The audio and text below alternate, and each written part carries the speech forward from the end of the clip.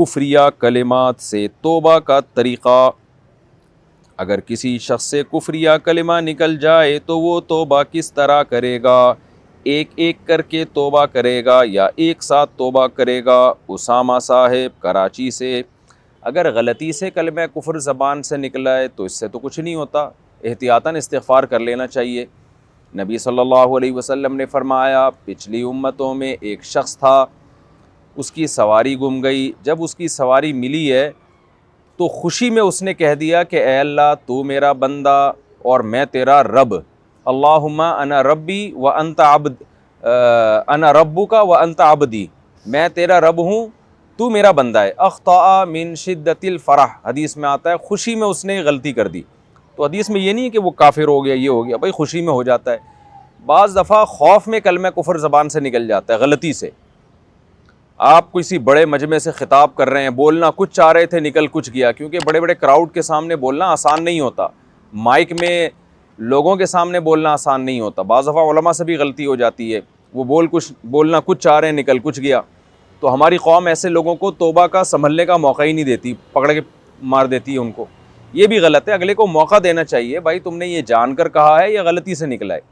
بعض دفعہ لفظ غلطی سے نکلتا ہے تو وہ انسان ڈر جاتا ہے، وہ اسی وقت فوراً نہیں کہتا یہ غلطی سے میں نے کہا ہے، وہ ڈر جاتا ہے کہ پتہ نہیں کیا ہوگا۔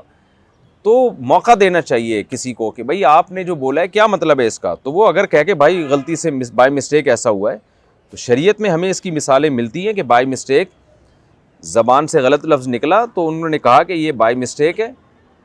جیسے یہی حدیث میں نے آپ کے سامنے پیش کی کہ نبی نے فرمایا کہ ایک شخص نے اللہ کو کہا تو میرا بندہ ہے میں تیرا رب ہوں۔ اب ظاہر ہے تو کلمہ کفر ہے نا، اللہ کو اپنا بندہ کہہ دینا، لیکن حدیث میں کوئی بھی نہیں ہے کہ آپ غضبناک ہوئے، آپ نے ایک واقعہ سنا دیا کہ بھئی وہ اخطأ من شدت الفرح، خوشی میں بیچارہ غلط بول گیا۔ تو ہمارے ہاں لوگ بہت زیادہ شدت کا شکار ہو جاتے ہیں، ایسے موقع پہ زبانوں کی غلطیوں کو بہت سیریس لے لیتے ہیں اور ایسے ایسے معاملات ہو جاتے ہیں کہ بہت خطرناک ہو جاتا ہے یہ، تو یہ شریعت پر زیادتی ہے۔ تو اگر غلطی سے نکل گیا، ڈر خوف سے نکل گیا، خوشی میں نکل گیا ایسا کلمہ، بولنا کچھ چاہ رہے تھے نکل کچھ گیا، تو یہ سب شریعت میں معاف ہے۔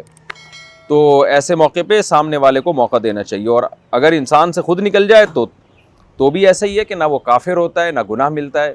حدیث میں آتا ہے رفع عن امتی ان الخطأ والنسیان، اللہ نے غلطی سے جو انسان سے غلطیاں ہو جاتی ہیں اور بھولے سے جو کام ہو جاتے ہیں اللہ نے وہ معاف کر دی ہیں، پہلے ہی معاف کر دی ہیں۔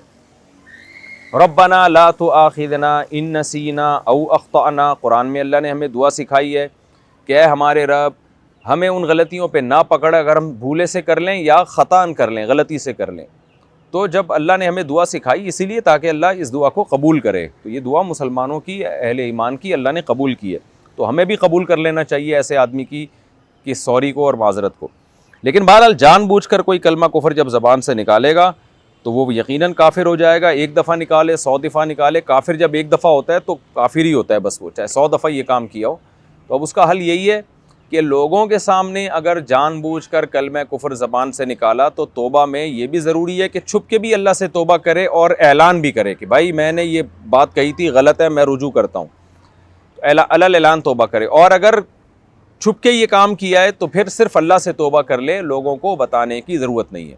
اور اگر واضح لفظوں میں کلمہ کفر تھا تو پھر تجدید نکاح بھی کرے وہ، چونکہ جو کافر ہو جاتا ہے تو اس پر لازم ہوتا ہے کہ کلمہ پڑھ کے دوبارہ مسلمان بھی ہو، اللہ سے معافی بھی مانگے اور دوبارہ نکاح بھی کرے پھر وہ، اور حج بھی اس کا باطل ہو جائے گا۔ لیکن یہ وہمیوں کے لیے نہیں ہے، وہمی لوگ پھر دماغ خراب کرتے ہیں، میں نے یہ بولا تھا تو میں کافر تو نہیں ہو گیا، میں نے وہمیوں نہیں، واقعی سچی مچی میں جان کر کسی اسلام کے بدیہی حکم کا انکار کیا ہو تو ہوتا ہے یہ۔